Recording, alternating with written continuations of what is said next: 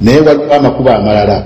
Kaakati bakulu kuba ensonga ezitulumira ddala ennyo bw'obanga ofugiddwa ku mudumu gwa mmundu okuva mu 66 gy'emyaka nga 46 omudumu gw'emmundu omubi ennyo okusinga ogwa colonial powers, kubanga colonial powers yakusangako emmundu naye ng'ekulekera emirembe egimu, naye eno colonial power ey'abaddugavu ekutwalanga eggi n'egamba kabakwase bakukube basobole okufumbamu kye baagala, eyo yo eba egenze wala nnyo. Kaakati bakulu kubo agamu agayinza okukwatibwa ate nga tulina okugakwata n'obwegendereza, kuba Abaganda balaze obuvunaanyizibwa bw'amaanyi mu bintu byonna bye bakoze, okugeza ng'ekyo ekyebutayagala kuwoolera ggwanga ne bagamba Buganda ffe mutuleke twekoleko, nammwe mudde wammwe mwekoleko.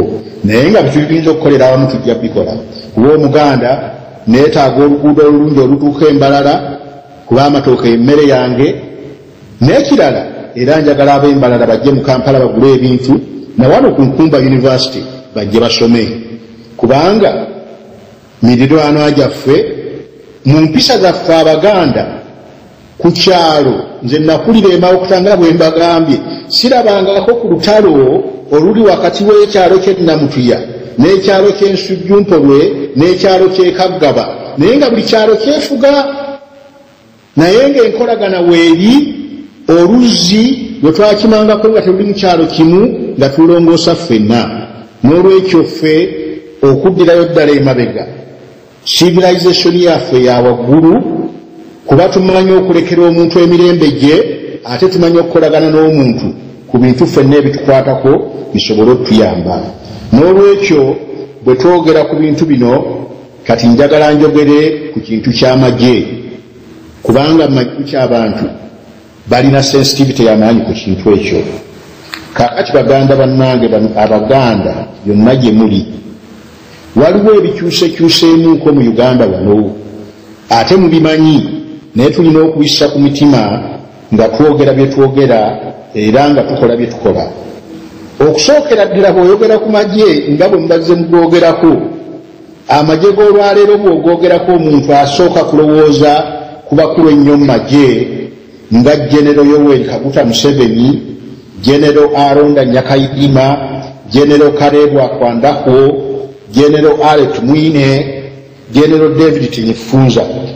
Kino kitegeeza nti ate Uganda mu ngeri emu teriko ke yakyuseemu, ebintu ebimu biri koloniyo, kuba bw'otunuulira amagye agaaliwo ku mugenzi Lutwa nago ng'abakulu bonna beebo, bw'otunuulira aliwo ku mulembe gwa Idi Amin ng'abakulu bonna beebo. Naye amagye ge tulina ku ssaawa ya leero, amagye ge tulina ku ssaawa ya leero tosobola kubuusa maaso abasingamu obungi. Njagala mbabuulire, kuba Omuganda agamba nti omulungi tabulako kamogo, ate okussa ekibi kibaako ebirungi byakyo.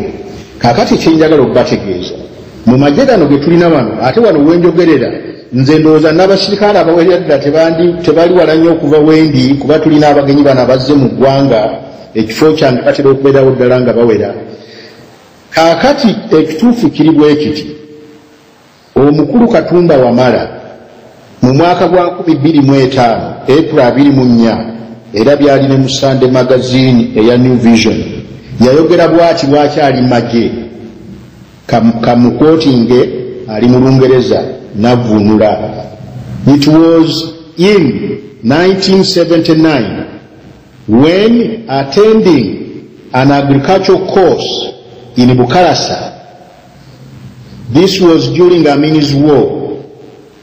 The mistreatment and the indiscipline of Amini's soldiers, some of whom were our fellow students, forced me to make a decision to join the army. I wanted to protect other people from that kind of harassment and mistreatment. Amagye ge tulina mulimu abantu abalala abayingira olw'okulumirwa abantu n'okwagala obbakuuma omu kubo kati omukyala ndowooza asinga okubeera ku high rank ye mukyala Kano Proscovia Nalweiso. Oyo yali musomesa, yayingira amagye mu mwaka gwa 8, amagye bwe gajja ne gatwala obululu nga tebubaliddwa, ate nga yakola nnyo kampeyini za DP ng'akolerera okuziyiza Obote okudda ku buyinza. Ekyo kye kyamutwala okugenda n'agamba nti oba bo bategeera bullets not ballots, kanjigwe okweyambisa bullets ntaasa abantu bange. Oyo Nalweiso mulala. Naye kanyongereko na bano nga sinnakola point gye njagala kukola. Bw'otunuulira eggye lino lye tulina, of course osanga Lieutenant General Katumba Wamala, Brigadier Proscovia Nalweiso, Kano Diba Sentongo, Kano Kibirango, Kano Bali Kudembe, Brigadier Mulindwa, Brigadier Kasire Gwanga, Brigadier Hudson Mukasa, Brigadier Silver Moses Kayemba, Brigadier Mayanja, Brigadier Mulindwa, n'abalala, Brigadier Sam Kawuma. Kaakati amagye ge tulina, olw'abantu abalungi be tulina mu magye ago, basobodde okuyinfluensinga ebintu. Nti muganda wange Joakim Buwembo bwe yali ayogera ku magye gano yagamba nti amagye gano ga njawulo, ne mukootinga bwe nti when we approach a road block, our hearts do not skip a beat. We roll down the car windows and wait for the armed fellow to come over and politely greet us. If he wants to check the boot, we flick the switch to open it and continue listening to our stereo as he lifts the spare tire, toolbox and other things to see what we are carrying. He apologizes for delaying us, and we yawn as we engage gear, forgetting about the event immediately. And why not? Who remembers what mean soldiers used to look like and act like? Ebyo omukulu Joakim Buwembo yabyogera mu New Vision wa September 8, 2022. Sekyo kyokka ekizibu nze bwe nakomawo n'ekyaliwo ekyamanyi eky'abasirikale okukwata abakazi n'okubba ebintu buli wamu, road blocker nga bakolerako omulimu gwa kubba bantu. Bwe nali nkyasomesa amateeka e Makerere, omukyalo omu yakiwulira nti nagenzeko wa Paulo Muwanga, najja okumbuulira nti baamukwatira ku road block ku luguudo lw'Entebbe. Yali agenda kuziika, n'agamba batabani be 3 bamuwerekere. Bwe yatuuka ku road block, abaana ne babasongamu emu ne bagamba baddeeka, omukazi ne bamutwala mu kasika ne bamukolako ebikolobero, era omukyalo oyo takyaliwo mu nkomerero, ndowooza yetta. Kwegamba bw'ogamba ku ssaawa ya leero nti omusirikale akwata abakazi masasi, krediti eriwo olw'abantu abayingira amagye nga tebanoonya kufuga, nga tebanoonya kubba, naye nga banoonya okukuuma bannayuganda.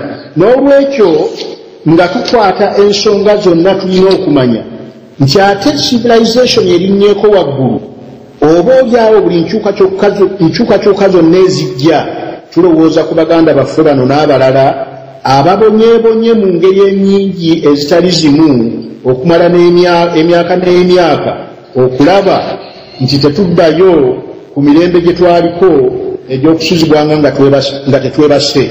Kaakati njagala ekyamagye nkyogereko bwe nti n'olwekyo bwe tuba tutwala ebintu mu maaso tumanye nti kyetaagisa dialogue, kuba n'obwogamba nti Uganda egisembye, tulina okulaba nti disengagement ekolebwa mu ngeri etekosa abantu baffe.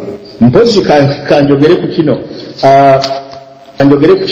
nti abantu bano benjogeddeko n'abalala bayitirivu.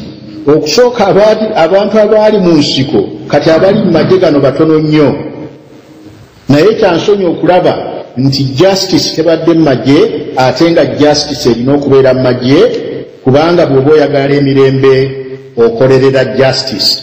Toyagala abantu kuwulira nga Dr. Besigye bw'agamba nti military court ya Museveni is his walking stick, ekitegeeza nti ajeeyambisa okuba omuntu yenna nga bw'ayagala, n'ofuna n'abalala ababadde mu magye ago abantu ba Museveni ate nga babadde bonna ebbanga ddene naye nga boogera nti mu magye mulimu obutali bwenkanya. Kwegamba ze ensonga ezo twalina okwadresinga, kuba kati tulina ejje mu ngeri ennyingi tetusaanye okugamba nti tubeere ng'ensi eziri civilized, USA, Britain, Germany and others, yonna gye muli e Canada, ekiri nti omukulembeze bw'ava ku bukulembeze tekitegeeza nti ejje lisaanyizibwawo oba liggibwawo. Kaakati ku bintu bino nze mbaddeko kubanga tugamba nti tununula tutya Obuganda. Bw'abaawo enteeseganya zonna ezitegeerekeka, nze mbadde proposinga okuviira ddala ku Moshi Conference, kuba Moshi Conference